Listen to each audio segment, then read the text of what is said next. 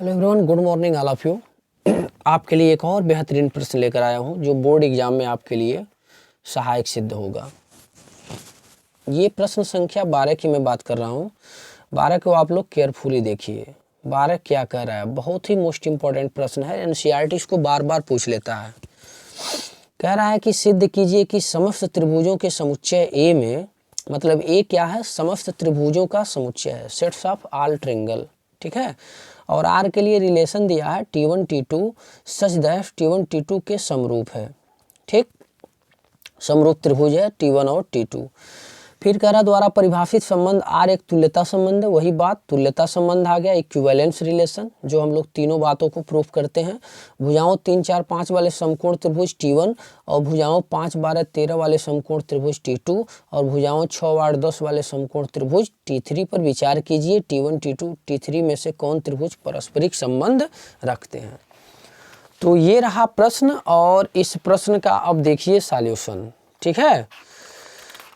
तो मैं इसके सॉल्यूशन पे बात करता हूँ। तो आइए हम लोग शुरू करते हैं इसका सॉल्यूशन। और ये प्रश्न संख्या मैं आपको कौन सा बता रहा हूँ, एनसीईआरटी का 12 नंबर 1.1 का।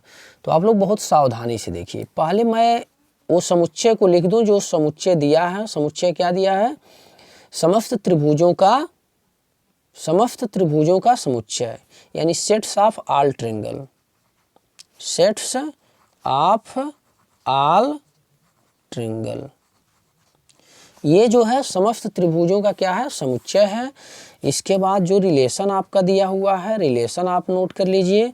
रिलेशन बहुत इंपॉर्टेंट होता है। T1 T2 such that's T1, और ये समरूप का साइन लगा दीजिए। T1 समरूप है किसके, T2 के, ठीक है, ये दिया है। अब हम लोग पहला कंडीशन इसमें क्या करेंगे, फॉर रिफ्लेक्सिव, स्वतुल्य के लिए, स्वतुल्य के लिए, फॉर रिफ्लेक्सिव, ठीक है। तो स्वतुल्य के लिए आप लोग क्या लिखेंगे, लिखा जाएगा for all, for every T belongs to A, और T जो होगा वो स्वयं के बराबर होगा, तो इसलिए T comma T belongs to क्या होगा, R होगा।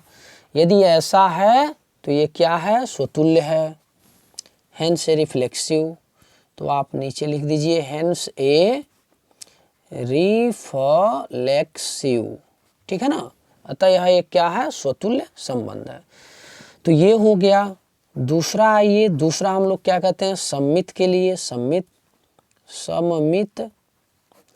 के लिए।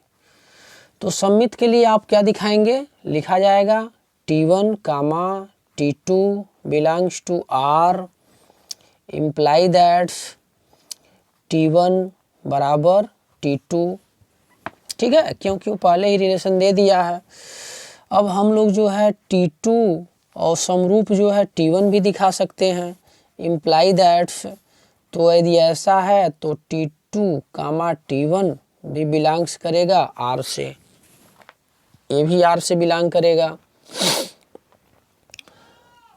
अब यदि ऐसा है तो T1 और T3 ये बिलोंग्स करेंगे R से। अतः यह क्या है, सममित संबंध है।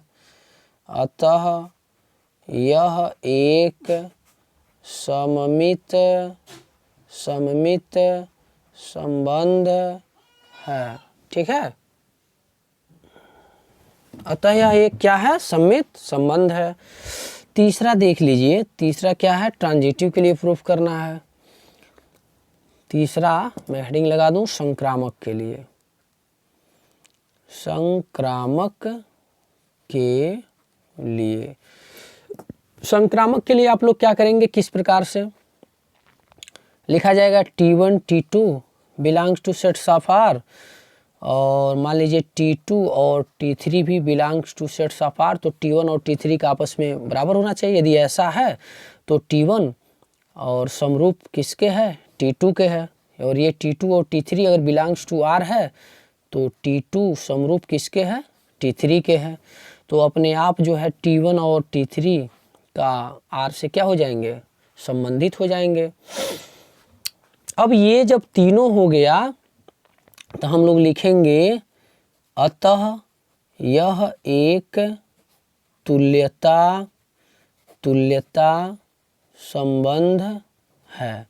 जब तीनों बराबर हो जाता है, यहाँ पे लिख दीजिए यह स्वतुल्य सममित तथा संक्रामक संबंध है। जब स्वतुल्य, सममित और संक्रामक संबंध होता है तो इसे क्या बोलते हैं? इक्विवेलेंसी रिलेशन बोलते हैं। अतः एक तुल्यता संबंध है। अब इसी में एक कहा है कि तीन त्रिभुजों के बारे में बात किया है।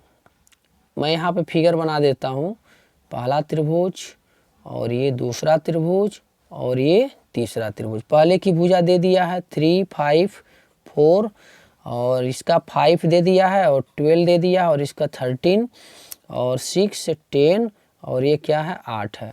कह रहा है कौन कौन त्रिभुज आपस में जो है समरूपता को प्रदर्शित करते हैं। तो ये मान लीजिए T1 है और ये T2 है और ये क्या है T3 है। तो देख सकते हैं कि 3 का जो है 6 से संबंध है और बराबर 4 का 8 से और ये 5 का 10 से। तीनों आपस में इक्विवेलेंस रिलेशन है, इसलिए लिख देंगे T1 समरूप किसके है? T3 है। यही आपको सवाल में प्रदर्शित करना था।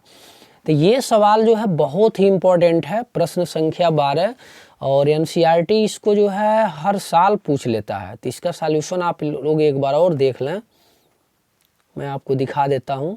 सममित के लिए हेडिंग लगाइएगा, संक्रामक के लिए, और ऐसे आप जो है प्रूफ करते चले जाएंगे। जब तीनों हो जाएगा तो ये तुल्यता संबंध है और ये आपको त्रिभुज दे दिया था, इसमें संबंध बताना था कौन कौन समरूप त्रिभुज हैं। तो चलिए एक बार मैं प्रश्न को पुनः अवगत करा देता हूँ, क्या प्रश्न में बोला था। आप देख सकते हैं प्रश्न में यही कहा था कि सिद्ध कीजिए कि समस्त त्रिभुजों A में R बराबर T1 T2 इस प्रकार है कि T1 T2 के समरूप है और द्वारा परिभाषित R एक तुल्यता संबंध है। तो तुल्यता संबंध हम लोगों ने दिखा दिया, तीनों को बराबर करके। भुजा 3, 4, 5 पहला त्रिभुज बनाया था और 5, 12, 13 का दूसरा त्रिभुज और 6, 8, 10 भुजा वाला एक तीसरा समकोण त्रिभुज पर मैंने विचार किया। T1 T2 और T3 में कौन से त्रिभुज पारस्परिक संबंध रखते हैं? तो पहला और तीसरा उसमें क्या रखता है? पारस्परिक संबंध रखता है। तो आई होप ये जो 12 नंबर प्रश्न है इसे आपको बहुत अच्छे से कवर कर लेना चाहिए और NCERT बार बार बोर्ड एग्जाम में इसे पूछता है और ये आपके लिए रामबाण सिद्ध होगा। तो आई होप आपको ये वीडियो अच्छा लगा होगा। अगर ये अच्छा लगा है तो प्लीज़ इसको लाइक कीजिए, चैनल को सब्सक्राइब कीजिए।